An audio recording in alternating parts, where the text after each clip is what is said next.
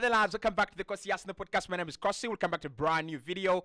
Arsenal have announced the signing of Riccardo Calafiori to Arsenal. It's totally done. He will wear shirt number 33. We're going to be diving into the comments of Mikel Arteta as manager, the comments of Edu as manager, and also the words of Riccardo Calafiori. He has just said that he plays in a style that is closer to John Stones. And if you're going to compare him, if you're going to try to understand what he does and how he plays, you can actually look at John Stones. So the people who don't understand what John Stones does, it's time you come and borrow my 33 page book and just look at John Stones and what he does and all that. But Calafiori is an Arsenal player. He's been presented to the players. He's also had a training session with Arsenal right today. So you can see him right there, walking to the training ground, bouncing the ball as well. You can have a look at the pictures there with Mikel Arteta signing his contract. Riccardo Calafiori is an Arsenal player. Obviously, it is not as amazing, as fantastic as it would have been if it was announced, at the Emirates Stadium. Probably would have, better pictures and all that. But what really matters is this picture. Riccardo Calafiori signing his contract at Arsenal and being confirmed as a Gunner. Now, the Arsenal website have just confirmed that the 22-year-old defender was a member of the Azzurri squad at the Euros 2020 after a season full of impressive performances at the heart of Bologna's defense. Riccardo started his career in the youth academy at Roma, where he spent 12 years developing from the youth setup into the first team. During his time there, he gained valuable experience on loan at a fellow Italian side Genoa during the 2021-2022 season. You can get his new shirt, the shirt number 33, right on the Arsenal website.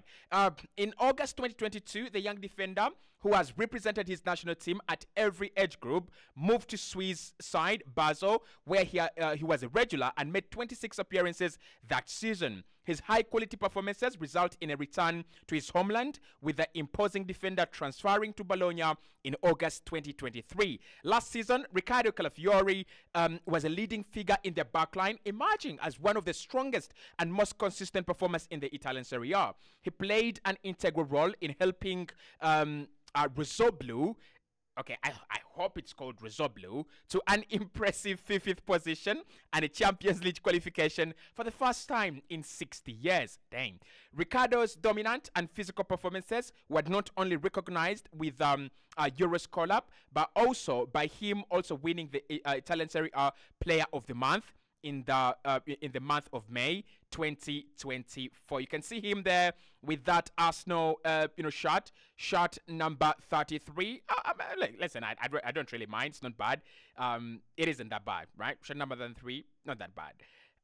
Okay, Sporting Director Edu has said it's been a great team effort in completing this transfer, and we welcome Riccardo to the family. We identified Riccardo as part of our strategy to sign players who fit the profile and will reinforce our squad to compete at the highest level. He's 22 but brings quality and experience. He will quickly grow into being an Arsenal player as we want him to. He says Riccardo has consistently shown his quality for his club and country. Doesn't this guy say the same words for every player that we sign? For Christ's sake, get him a writer. He was one of the best players in the Italian Serie A last season and gave strong performances for Italy in the Euros this summer.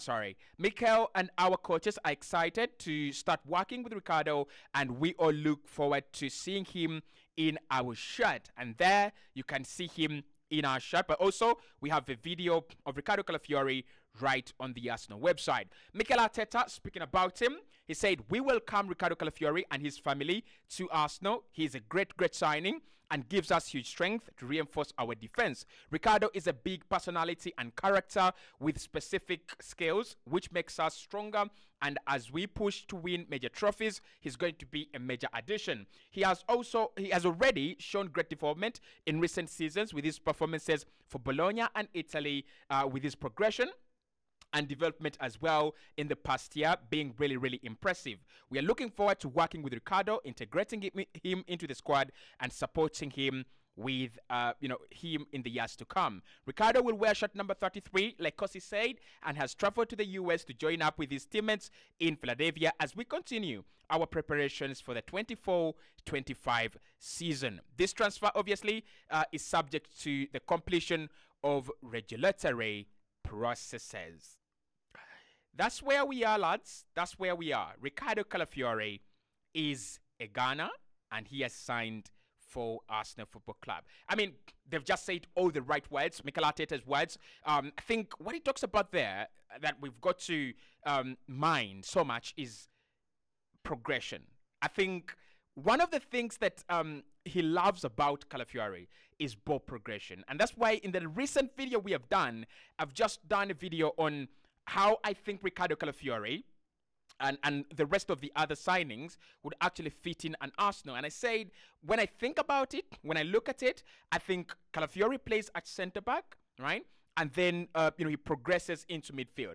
And as a player, he said, I want to be compared to John Stones. I think I play like John Stones. And what does John Stones do? He's a centre-back that literally tucks into midfield. He's a centre-back who picks up the ball and drives into midfield. Again, with Pep Guardiola, you have so many of those players in his team, but John Stones is quite very, very good at that. So ball progression is one of the reasons why we have signed him. Now, I want to recognize the work that has been done by Edu and Mikel Arteta, because we were told that inside Arsenal, there were some people doing lunatic business trying to block this deal. There are some people who were saying, why are you trying to sign another defender while we have other defenders as well? We already have so many defenders in the team. Why are you trying to bring in other defenders? And they were not fully sold onto the idea of getting a player like Riccardo Calafiori, once again. They were not fully, sold onto the idea of signing another defender. And I know there are many Arsenal fans out there that are not as invested in Riccardo Calafiori as a signing because he's a defender, he's a centre-back, and we already have those. We already have Gabriel, Kivio, Zinchenko at left-back, and then, Julian Timber, who can play across the back line. So many people are asking, why do we need a player like Riccardo Calafiori again? Now, this is what I'm going to say. And I think we are talking about this for the last time, and then maybe if we see it during the season, we'll talk about it during the season. Riccardo Calafiori's signing is 30% a defensive booster and 70% an attacking boost, an attacking signing. The reason that's why I say that is last season, Arsenal conceded 29 goals in the Premier League. Surely, Arsenal are not going to sign another defender, another centre-back or a left-back or wherever you are, just by conceding 29 goals. That means that Arsenal's defense is strong enough. So what are the areas that we needed to strengthen? We needed to go and strengthen our attack and probably do two signings, maybe a winger and maybe a striker. But the reason that's why Mikel Arteta has actually gone for a player like Riccardo Calafiori, and he's a defender, yes, but his profile is very, very important. Remember, last summer, what we saw was Manchester City splashing almost 80 million plus on Josko Gvardiol. But then you ask yourself, why would Manchester City sign a player like Josko Gvardiol? They have Nathan Ake, they have John Stones, they have Diaz, they have Akanji, and then they have these young boys, the likes of Lewis as well, coming in. Why would they spend hundreds of millions to go and sign another centre-back in Josko Gvardiol? And it turned out to be that Josko Gvardiol was signed by Pep Guardiola not to actually boost his defense, which is already good, but to boost his attack. So you're looking at a guy that really defends very well, but then he attacks superbly very well. I mean, for him to score that kind of goal against Real Madrid, it's insane, right? And remember, during the back end of the season, Gvardiol was one of the very important players in terms of scoring goals, in terms of assisting, in terms of just supporting the team for Man City to win the league. He scores the first goal against Fulham, and for me, at the moment, Fulham concede that goal, it's over. Scored a couple of other goals as well. So I just think that this is a similar signing to what Manchester City did with Josko Gvardiol. Mikel Arteta has looked at his left side. I don't remember, but I don't have the board. I do remember. I don't have the board. I did a video recently, and I highlighted Arsenal's left-hand side and Arsenal's right-hand side. And what we saw, in that video was Arsenal's right-hand side is clear. It's so good. Ben White, Saka, and Odegaard, the patterns are very clear. The instructions and what we're trying to do with the right-hand side is very clear. With the left-hand side, it's actually not the same. You have Trossard and Martinelli swapping out. You have Declan Rice, who is playing in 8, but his future maybe lies in the 6. And then you have Zinchenko, can't defend, so therefore you bring in Jakub Kiwior, cannot attack, therefore you bring in Tomiyasu, he's injury prone. So when you think about our left-hand side, it is it's weak, absolutely weak. Today, Arsenal been linked with Leroy Sané. I won't be surprised if Leroy Sané ends up at Arsenal. And again, we remember Leroy Sané played on the left-hand side when Mikel Arteta was at Manchester City, playing kind of as a natural winger because he's left-footed, I think. So I think Calafiori is a sign that Mikel Arteta took notes of our weakness on the left-hand side. We cannot switch play well to the left-hand side because we know on the left-hand side there are not so many players that you can trust there. You don't have the combinations, you don't have the relationships, you don't have the connections between players on the left-hand side like you have on the right-hand side. So that created this imbalance within Arsenal that every single time you see Arsenal on the attack, it's going to be on the right-hand side. There are times where we attacked on the left, but there were very few, and the quality was actually very small. So Mikel Arteta in this market, he's decided, how about I start working on the left-hand side of my team? How about I start getting in players that can actually give me that quality on the left-hand side? Calafiori is number one. Defensively, he is outstanding, but also attacking as a centre-back, he is outstanding as well. So he brings in Calafiori, and guess who the next player we're looking at to sign? The next player we're looking to sign is Mikel Merino. Mikel Merino, again, a player who plays in the left half space. And again, we're looking at Fabian Ruiz, a player who plays in the left-hand half space. So for me, Calafiori's signing is not a coincidence. It's not. And I think Calafiori's signing is not a mistake by Mikel Arteta. It's not defensive, like many media are going to say. I mean, they didn't need a defender. That's what I've heard in the media. They don't need a defender. Why have they spent 42 million euros on a centre back? It's an attacking, signing. When you think about it in that lens, it actually makes a lot of sense. When you think about Calafiori's ability on the ball and Calafiori's, balance would bring to this Arsenal side, the transfer makes more sense as compared to Arsenal signing someone. Now, of course, there are players like Julian Timber, and I think, again, the other thing that Mikel is going to have is, options to rotate, to change things. As long as it doesn't change them too much to confuse the players, that's okay. But it's going to have those options. It's going to have those options of, Calafiori left back or Julian Timber left back and then Calafiori centre back.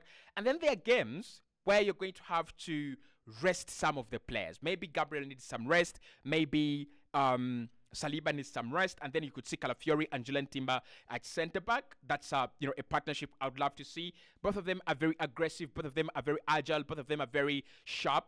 I would love to see that as well. So for me, it's a signing that makes a lot of sense. Yes, people inside Arsenal thought it was not called for. They didn't think it was a bad one.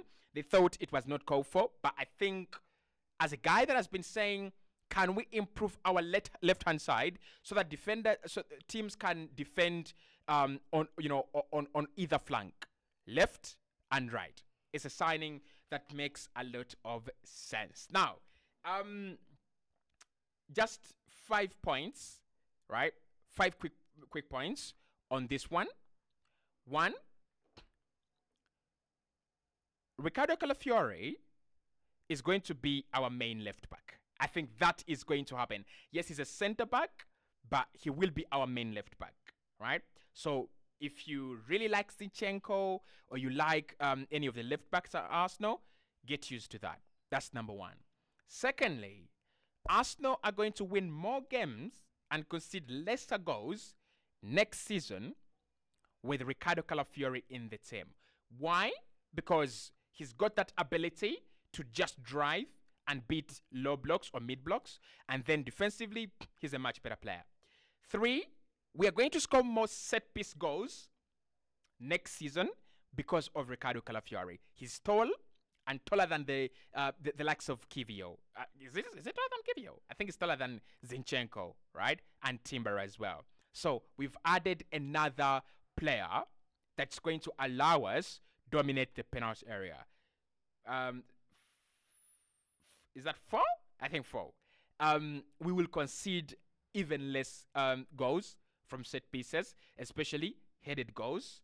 And number 5, I won't be surprised if this guy is signing off this summer, especially at Arsenal. Like, there is a lot he can do. There's a lot Mikel Arteta can do with him.